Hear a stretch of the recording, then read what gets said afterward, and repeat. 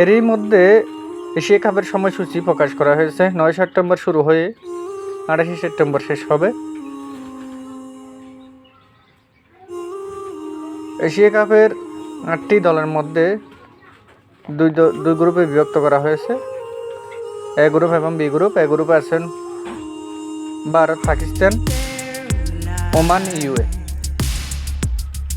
B গ্রুপে আছেন Bangladesh, Afghanistan, Sri Lanka, Hong Kong.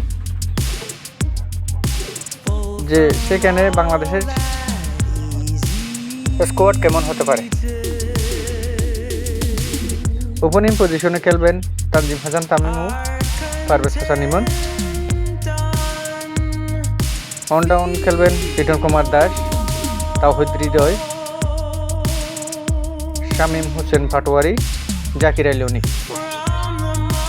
Face উইকেটে খেলবেন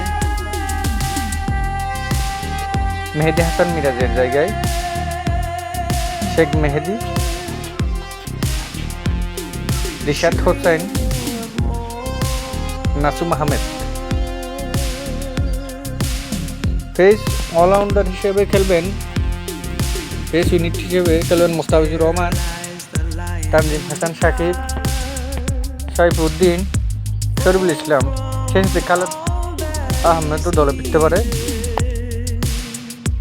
আরেকজন উইকেট কিপার ও ব্যাটসম্যান হিসেবে নুরুল হাসান সোহানের নামও শোনা যাচ্ছে।